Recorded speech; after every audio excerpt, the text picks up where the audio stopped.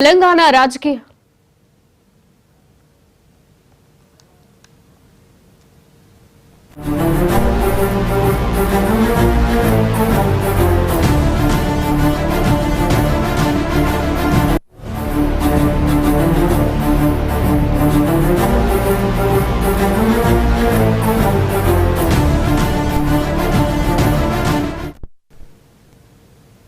BRS working president KTR సంచలన వ్యాఖ్యలు చేశారు.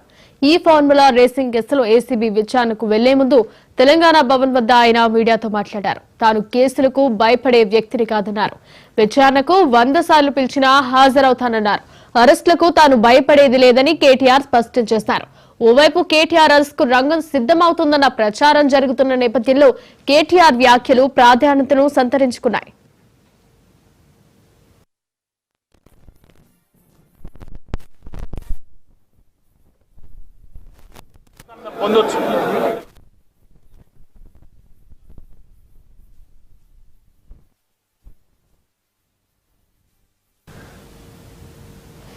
బీఆర్ఎస్ వర్కింగ్ ప్రెసిడెంట్ కేటీఆర్ సంచలన వ్యాఖ్యలు చేశారు. ఫార్ములా రేసింగ్ కేసులో ఏసీబీ విచారణకు వెళ్లే ముందు తెలంగాణ భవన్ వద్ద ఆయన మీడియాతో మాట్లాడారు. తాను కేసులకు భయపడే వ్యక్తిని కాదన్నారు. విచారణకు 100 సార్లు పిలిచినా హాజరవుతానన్నారు. అరెస్టులకు తాను భయపడేది లేదని కేటీఆర్ స్పష్టం చేశారు. ఇదే అంశానికి సంబంధించి మరింత సమాచారం మా ప్రతినిధి రామ్ నరేష్ అందిస్తారు. రామ్ నరేష్, చెప్పండి. ఇక్కడ ఏసీబీ విచారణకు అయితే కేటీఆర్ హాజరయ్యారు. మరికొద్ది సేపట్లో విచారణ ప్రారంభం కానుంది. విచారణకు వెళ్లే సందర్భంగా కేటీఆర్ సంచలన వ్యాఖ్యలు అయితే చేశారు. విచారణ పేరుతో ఎన్నిసార్లు పిలిచినా విచారణకు హాజరు కావడానికి సిద్ధంగా ఉన్నామని చెప్పేసి, కేసులకు భయపడేది లేదు, మీరు ఎన్ని కేసులు పెడతారో పెట్టండి, కానీ కేసులకు భయపడం, విచారణకు సహకరిస్తాము, ప్రభుత్వం అంటే న్యాయ వ్యవస్థపై నమ్మకం ఉంది, అందులో భాగంగానే తాము విచారణలకు సహకరిస్తామని చెప్పేసి అంటున్నారు. మరోవైపు రేవంత్ రెడ్డికి కూడా సవాల్ విసిరారు. ఏసీబీ కేసుకు సంబంధించేసి లై డిటెక్టర్ సిద్ధము, మీరు సిద్ధమా అంటూ కూడా ప్రశ్నించిన పరిస్థితి ఉంది. దీనికి సంబంధించి మనతో పాటు పార్టీ నేత ఉన్నారు, రావుల శ్రీధర్ రెడ్డి గారు. సార్, చెప్పండి, ఈ రోజు కేటీఆర్కి సంబంధించిన విచారణ ఏ విధంగా చూస్తున్నారు? ఇది కాంగ్రెస్ పార్టీ ప్రభుత్వం చేపట్టినటువంటి కక్షాయింపు చర్యల్లో భాగంగానే చూస్తున్నాము. ప్రభుత్వం కాంగ్రెస్ వచ్చిన తొలినాటి నుంచి కూడా ప్రతి అంశంలో కేటీఆర్ గారినో కేసీఆర్ గారినో బీఆర్ఎస్ పార్టీనో బదనాం చేసేటువంటి ఒక ప్రయత్నం పట్టారు తప్పితే, వాళ్ళు ఏదైతే హామీలు ఇచ్చినరో, ఏదైతే గ్యారంటీలు ప్రజలకు ఇచ్చినరో ప్రభుత్వంలో రావడం కోసము, అవి అమలు చేసే పరిస్థితి లేక, ఆ సత్తా లేక, చేతగాక ప్రతిపక్షాన్ని వేధించాలా, కేటీఆర్ గారిని వేధించాలా, ఏదో కేసులో కేటీఆర్ను ఇరికించి రోజు పబ్లిక్ని డైవర్ట్ చేస్తే మా స్కీమ్స్ అమలు కాని విషయం పైన చర్చ ఉండదనే ఉద్దేశంలో వాళ్ళు ఉన్నారు. ఇవాళ ప్రజలకు వాస్తవాలు తెలియజేస్తూ ఉన్నాం. ప్రజల్లో ఆ చర్చ నడుస్తూ ఉంది. అయితే ప్రధానంగా ఈ రోజు కేసుకు అటెండ్ అయ్యే సందర్భంగా కేటీఆర్ కొన్ని కీలక అంశాలను ప్రస్తావించడం జరిగింది. కుట్ర కోణంలో భాగంగానే కేసులు నమోదు చేస్తున్నారు, మాకు న్యాయ వ్యవస్థ నమ్మకం ఉంది, అధికారులకు సహకరిస్తాం, విచారణలు ఎన్నిసార్లు పిలిచినా వస్తామని చెప్పేసి అన్నారు. అదేవిధంగా మీపై కూడా ఏసీబీ కేసు ఉంది, లై డిటెక్టర్ సిద్ధమా అని చెప్పేసి అన్నారు. దీనికి సంబంధించి ఏ విధంగా చూస్తారు? ఇప్పుడు నిజాయితీకి బలం ఎక్కువ అనే విషయాన్ని రేవంత్ రెడ్డి గారు గమనించాలా, ఈ సవాల్ను స్వీకరించాలా. బేసికల్లీ ఏంటంటే, ఇప్పుడు మీరు కేసు పెట్టారు, గతంలో మేము పెట్టలే, మీ మీద ఆల్రెడీ కేసు, ఒక ఓటుకు నోటుకు సంబంధించినటువంటి డబ్బులతో దొరికిన కేసు ఒకటి ఉంది, ఆ కేసు నడుస్తూ ఉంది. కాబట్టి వాళ్ళ కేటీఆర్ ఓపెన్గా సవాల్ చేశారు. అవసరమైతే లై డిటెక్టర్కి టెస్ట్ కూడా సిద్ధంగా ఉన్నా, నువ్వు ఉంటావు అని అన్నాడు. అన్నప్పుడు మరి రేవంత్ రెడ్డి గారు చెప్పాలి కదా, నీవు నిజాయితీ పరుడవు అయితే, నువ్వు తప్పు చేయలేదనుకుంటే, అవినీతి చేయలేదనుకుంటే, ఆ వీడియోలో మీరు లేరనుకుంటే ఖచ్చితంగా వారు ఇచ్చినటువంటి సవాల్కి అయితే మీరు ముందుకు రావాలి కదా. అది రానప్పుడే అర్థమవుతుంది కాంగ్రెస్ పార్టీ డిఫెన్స్లో ఉందని చెప్పి. ఈ ఫార్ములా ఏరియాస్ సంబంధించినటువంటి కేసు పెట్టిన తొలినాటి నుంచి ప్రజల్లో వాస్తవాలు పెట్టినాం. దీంట్లో అవినీతి జరగలేదు. అసలు దీంట్లో అవినీతి ఎక్కడ జరిగింది? ఏదైనా ఒక పని చేసినప్పుడు డబ్బులు తీసుకుంటేనో, లేకపోతే దొరికితేనో, క్విడ్ ప్రోకో అయిందనే ఏమైనా ప్రూఫ్స్ ఉంటేనో అది అవినీతి అవుతుంది. ఫార్ములా ఏరియాస్ సంబంధించి ఇప్పటికే చాలాసార్లు చెప్పాం, మళ్ళీ చెప్తా ఉన్నాను. సెకండ్ లెగ్ సంబంధించి స్పాన్సర్ వైదొలిగినప్పుడు హెచ్ఎండిఏని ఎమర్జెన్సీగా పెట్టి ముందుకు పోవాలనుకున్నప్పుడు కొంత డబ్బు చెల్లింపు చేశారు. మంత్రిగా కేటీఆర్ గారు ఆ నిర్ణయం తీసుకున్నారు, బాజాబ్తా చెప్పానని చెప్పాడు. ఎక్కడ కూడా నేను ఆ నిర్ణయం తీసుకోవాలని చెప్పలేదు. కానీ బిజినెస్ రూల్స్ని, అంటే ఆ డబ్బును కేటాయించినప్పుడు తీసుకున్న నిర్ణయాన్ని అమలు చేసేది అధికారులు ఆ ప్రాసెస్లో ఉన్న చిన్న చిన్న లాప్సెస్ చేస్తుంటే వాడిని డిపార్ట్మెంటల్ ఎంక్వైరీ జరుగుతుంది, సరిదిద్దుకునే ప్రయత్నం జరుగుతుంది. కానీ ఏకంగా నిర్ణయం తీసుకున్నటువంటి మంత్రిని నిర్ణయం తీసుకోవాలని చెప్పలేదు. డబ్బు కూడా నేషనలైజ్డ్ బ్యాంక్ నుంచి, జాతీయ మన నేషనలైజ్డ్ బ్యాంక్ నుంచి ట్రాన్స్ఫర్ అయింది. ఎవరికైతే డబ్బులు పోయినాయో వాళ్ళు తీసుకోలేదని కూడా చెప్పలేదు. మరి ఇక్కడ అవినీతి ఎక్కడ జరిగింది అనేది రేవంత్ రెడ్డి ప్రభుత్వం చెప్పాలి. అంటే ఇక్కడ కొన్ని అంశాలను జరిగింది. అంటే కేసుకు సంబంధించిన అంశాలకు సంబంధించి ఏదైతే నిబంధనలు ఉన్నాయో ఆ నిబంధనలకు విరుద్ధంగా నిధుల బదలాయింపు జరిగింది. అదేవిధంగా ఎన్నికల కోడ్ అమల్లో ఉన్నప్పుడే ఈ నిధుల బదలాయింపు జరిగిందని చెప్పేసి అంటున్నారు. అది that agreement was in force long back. ఎన్నికల కోడ్ రాకముందే ప్రభుత్వం ఫార్ములా ఈ రేస్ కేసు నిర్వహించాలని చెప్పి నిర్ణయం తీసుకుంది. ఒక లెగ్ అయిపోయింది, అంటే ఒక మొదటి రేస్ జరిగింది. దాంట్లో కొత్త నిర్ణయం కాదు కదా. The agreement was in force. ఆ సమయంలో ట్రాన్స్ఫర్ వైద్యులు గారు కాబట్టి, ఎవరైతే స్పాన్సర్ ఉన్నాడో వైద్యులు కాబట్టి ప్రభుత్వం ఖచ్చితంగా హైదరాబాద్ నగరానికి పేరు తీసుకురావాలి. ఈ రేస్ ఇక్కడి నుంచి పోతే ఇబ్బంది అవుతుంది, హైదరాబాద్ నగర ప్రతిష్ట దెబ్బతింటుంది అనేది ఒక అంశము. ఆల్రెడీ మన ఎలక్ట్రిక్ వెహికల్ సంబంధించి హైదరాబాద్ నగరాన్ని తెలంగాణను ఒక హబ్ చేయాలనే ఉద్దేశంతో ఒక గొప్పదైన నిర్ణయం తీసుకొని రేస్ తీసుకొస్తే ఇవాళ కాంగ్రెస్ రాగానే ఏకపక్షంగా ఎటువంటి సమాచారం లేకుండా దాన్ని రద్దు చేశారు. ఒక్క విషయం నేను మీద చెప్పదలుచుకున్నాను. అందాల పోటీలు చేస్తే హైదరాబాద్ నగరానికి పేరు వస్తుందని చెప్పుకున్నటువంటి కాంగ్రెస్ పార్టీ నాయకులకు రేవంత్ రెడ్డి గారికి ఫార్ములా ఈ రేస్ లాంటి గొప్పదైన ప్రతిష్ట కలిగినటువంటి రేస్ జరిగితే ఎలక్ట్రిక్ వెహికల్స్ రంగంలో తెలంగాణ అభివృద్ధి చెందిన విషయాన్ని అర్థం చేసుకోలేకపోవడం అనేది రాష్ట్ర ప్రజల దురదృష్టం. అటువంటి నాయకులు రాష్ట్రాన్ని అంటే మరింత దురదృష్టం. అంటే గతంలో దాదాపు 7 గంటల పాటు ఏసీబీ అధికారులు ప్రశ్నించారు. ఈ రోజు కూడా అంతే విధంగా ప్రశ్నించే అవకాశం ఉంది. ఒకవేళ అరెస్ట్ కూడా చేసే అవకాశాలు అయితే కొన్ని ఉంది అని చెప్పి ప్రచారం జరుగుతుంది. దీని విధంగా 7 గంటలు కాదు, 700 గంటలు ప్రశ్నించినా ఉన్న విషయం ఇదే. కేటీఆర్ గారు ఈ విషయాన్ని అనేక సార్లు చెప్పారు. అందుకే బలంగా చెప్పాడు, 100 సార్లు పిలిచినా వస్తా, నిజమే చెప్తాను. దీన్ని ఇప్పుడు మీకు మీ మహా టీవీ సాక్షిగా నేను ప్రజలకు చెప్తా ఉన్నాను. ఎక్కడ అవినీతి జరిగిందో రేవంత్ రెడ్డి గారు రేపు పొద్దున ప్రెస్ మీట్ పెట్టి చెప్పండి. ఏదో విచారణ జరుగుతుందని దొంగ మాటలు చెప్పడం కాదు. అందుకే అంటున్నాం కదా, లై డిటెక్టర్ టెస్ట్కి నేను రెడీగా ఉన్నానని కేటీఆర్ గారు చెప్పారు. మీరు సిద్ధమా? కాంగ్రెస్ పార్టీ నాయకులు ఇవాళ చెప్పాలి. అవినీతి అంటే ఏంటో వారికి బాగా తెలుసు. ఆ విషయాన్ని కూడా ఇవాళ చెప్పాలి. నేనేమంటున్నా, దీంట్లో అవినీతి లేదు, దీంట్లో క్విట్ ప్రోకో లేదు, ప్రభుత్వం డబ్బులు పోయింది లేదు. హైదరాబాద్ నగర ప్రతిష్ట పెరిగింది. ఆ రేస్ సందర్భంగా 750 కోట్ల ఆదాయం ప్రభుత్వానికి వచ్చింది. హైదరాబాద్ టూరిజం పరంగా పెరిగింది. ప్రపంచవ్యాప్త సంస్థలు మెక్లారెన్ కానివ్వండి, మెర్సిడీస్ కానివ్వండి, లేకపోతే బెంజ్ లాంటి సంస్థలు అన్నీ కూడా చాలామంది ఇక్కడికి వచ్చి పార్టిసిపేట్ చేశారు. వరల్డ్ లీడర్స్, బిజినెస్ లీడర్స్ ఇక్కడికి వచ్చారు. ఈ అన్ని అంశం కాకుండా నేను మాత్రం అందాలు రేసు పెడితే బ్రహ్మాండమైన పేరు వచ్చింది, మీరు రేసు పెడితే బాగాలేదంటే ప్రజలకు అర్థమవుతుంది. ప్రజలు ఏంటంటే అన్నీ చూస్తూ ఉంటారు. ఏమీ లేనప్పుడు విచారణకు మరోసారి ఎందుకు పిలిచారంటారు? నేనేమంటున్నా, వాళ్ళ ఉద్దేశము వేధింపులకు గురి చేయడము, ప్రజల్ని డైవర్ట్ చేయడము, మమ్మల్ని ఎంగేజ్ చేస్తే వాళ్ళ పబ్బం గడుపుతా అనుకోవడము. ఏదున్నా కాళేశ్వరం విషయం కానివ్వండి, ఈ విషయం కానివ్వండి, వాస్తవాల్ని ప్రజలకు డీటెయిల్డ్గా క్లారిటీగా చెప్తాం. మేము ఎక్కడ భయపడాల్సిన అవసరం లేదు. నేను మళ్ళీ చెప్తున్నా, నిజాయితీకి బలం ఎక్కువ. KTR will కమ్అట్ clean in this particular case. ఇది మొత్తంగా చూసుకుంటే ఈ కేసు విషయంలో ఎక్కడా కూడా ఒక తప్పు చేయలేదు, ఏదైనా ఉంటే నిరూపించాలని చెప్పేసి సవాల్ చేస్తున్న పరిస్థితి ఉందని చెప్పుకోవచ్చు. ఇప్పటికే కేటీఆర్ ఇదే అంశాన్ని ప్రస్తావించడం జరిగింది.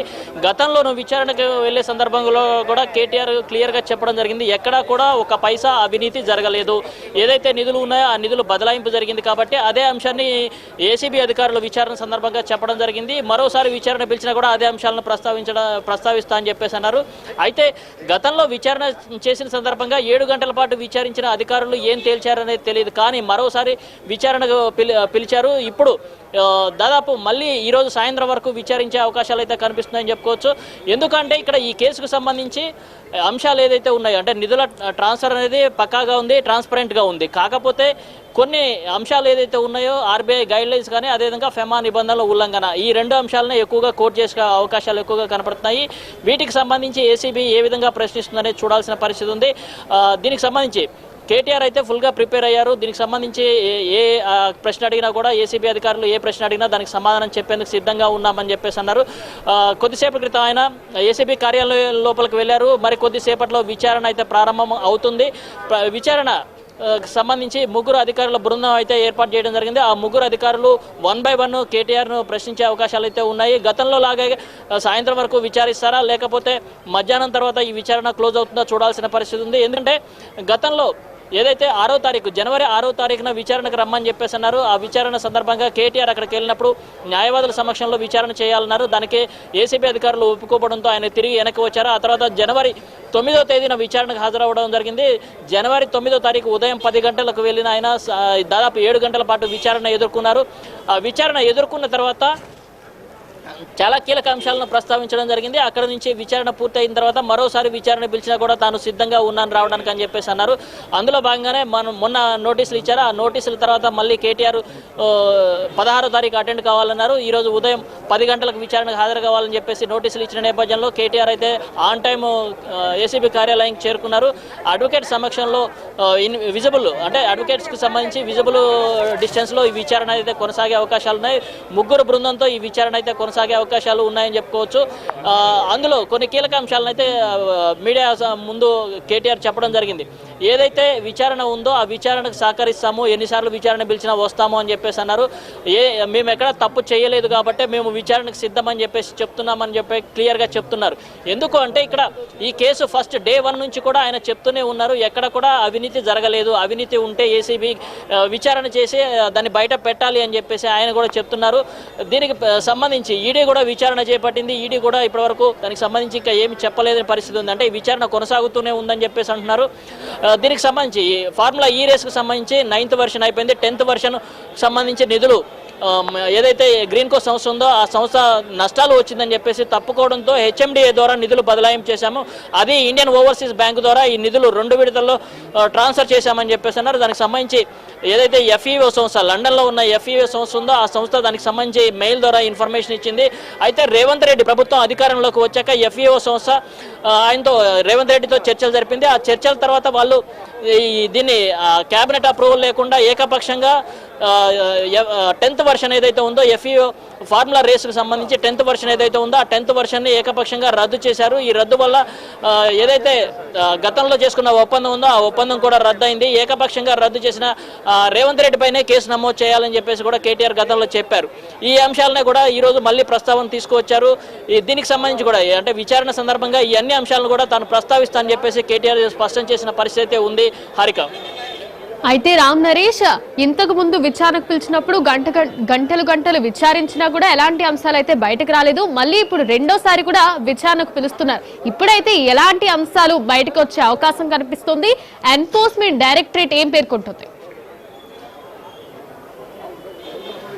ఇక్కడ ఏసీబీ అధికారులు అంటే ఎంఏయుడి అంటే మున్సిపల్ అడ్మినిస్ట్రేషన్ శాఖ ఏదైతే ఉందో అది కేసు అంటే ఏసీబీకి ఫిర్యాదు చేసింది. ఎక్కడైతే ఫార్ములా ఈ రేస్కు సంబంధించి ఒక కేసు అంటే నిధులు బదలాయింపు జరిగింది, ఇక్కడ అవకతవకలు జరిగాయని చెప్పేసి దానకిషోర్ అంటే ఎంఏయుడి కార్యదర్శిగా ఉన్న దానకిషోర్ కంప్లైంట్ చేయడం జరిగింది. ఆ కంప్లైంట్ ఆధారంగా అంటే ఆయన 2023 అక్టోబర్లో కంప్లైంట్ రైజ్ చేయడం జరిగింది. ఆ కంప్లైంట్ ఆధారంగా ఏసీబీ డిసెంబర్ 19వ తేదీన కేసు నమోదు చేయడం జరిగింది, ఎఫ్ఐఆర్ చేశారు. ఆ తర్వాత వీళ్ళకి సంబంధించి A1గా కేటీఆర్ను, అదేవిధంగా అప్పటి మున్సిపల్ ముఖ్య కార్యదర్శిగా ఉన్న ఐఏఎస్ ఆఫీసర్ అరవింద్ కుమార్ను A2గా, అదేవిధంగా మున్సిపల్ చీఫ్ ఇంజనీర్గా పనిచేసిన రిటైర్డ్ ఆఫీసర్ ఇప్పుడు ప్రజెంట్ రిటైర్డ్ ఆఫీసర్ ఎవరైతే ఉన్నారో బిఎల్ఎన్ రెడ్డి, ఈ ముగ్గురిని దీంట్లో విచారణకు సంబంధించి A1, A2, A3గా చేర్చారు. ఆ తర్వాత వీళ్ళు ముగ్గురిని కూడా ఏసీబీ జనవరిలో మొదటి విడత విచారణ చేపట్టింది.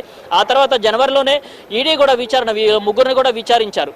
ఎక్కడైతే నిధుల బదలాయింపు జరిగిందో ఆ బదలాయింపుకు సంబంధించి అన్ని ఆన్లైన్ ట్రాన్సాక్షన్స్ అని వీళ్ళు చెప్తున్నారు. దానికి సంబంధించి ఏదైతే ఇండియన్ ఓవర్సీస్ బ్యాంక్ ఉందో ఆ బ్యాంకు నుంచి కూడా మొత్తం ఇన్ఫర్మేషన్ సేకరించారు. అదేవిధంగా గ్రీన్కో సంస్థ ఏదైతే 9th వెర్షన్లో గ్రీన్కో సంస్థ ప్రాంప్టర్గా ఉన్నారు, ఆయన ఎందుకు తప్పుకోవాల్సి వచ్చింది అంటే నష్టాలు వచ్చాయని చెప్పి గ్రీన్కో సంస్థ తప్పుకుంది. ఆ తర్వాత 10th వెర్షన్కి వచ్చేసి నిర్వహించాల్సి ఉన్న సమయంలో నిధులు ముందుగానే విడుదల చేయాలని చెప్పేసి ఎఫ్ఈఓ సంస్థ కోరింది. అందుకోసం అని చెప్పేసి హెచ్ఎండిఏని ఆథరైజ్డ్ పర్సన్గా ఉన్నారు.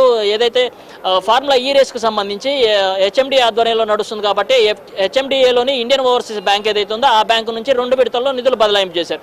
అది కూడా ఎలక్షన్ కూడా ఉన్న టైంలోనే నిధులు బదలాయింపు చేశారు. కేటీఆర్ చెప్పిన నేపథ్యంలోనే ఐఏఎస్ అరవింద్ కుమార్ ఈ నిధులు బదలాయింపు చేశారు. అదే విషయాన్ని ఏసీబీ విచారణ సందర్భంగా అరవింద్ కుమార్ చెప్పడం జరిగింది. ఈ అంశాన్ని కూడా వాళ్ళు గతంలో ప్రశ్నించారు. దాదాపు గతంలో ఏదైతే జనవరి 9వ తేదీన విచారణ జరిపారో ఆ విచారణలో దాదాపు 7 గంటల పాటు కేటీఆర్ సుదీర్ఘంగా ప్రశ్నించారు. ఆ సుదీర్ఘ విచారణలో దాదాపు 82 ప్రశ్నలు అడిగారు. ఆ 82 ప్రశ్నలు కూడా అడిగిన ప్రశ్నలే అడిగారు. కొత్త పాయింట్లు అంటే కొత్త ప్రశ్నలు ఏమీ లేవు. ఎక్కడైనా అవినీతి జరిగితే దానికి సంబంధించి ప్రశ్నించే అవకాశం ఉంటుంది, కానీ ఎక్కడ అవినీతి లేదు కాబట్టి దానిపై అధికారులు అడిగిన ప్రశ్నలే అడిగారు అని చెప్పేసి కేటీఆర్ చెప్పడం జరిగింది. అయితే ఈ రోజు విచారణ సందర్భంగా గ్రీన్కో సంస్థ కానీ అదేవిధంగా ఎఫ్ఈఓ సంస్థ విచారణ సందర్భంగా ఏం చెప్పారో ఆ అంశాలను కొంచెం కోట్ చేసే అవకాశాలు అయితే ఉన్నాయి. ఈ విచారణ కూడా సుదీర్ఘంగా సాగే అవకాశాలు అయితే కనిపిస్తున్నాయి. Harika, right, thank you Ram Naresh.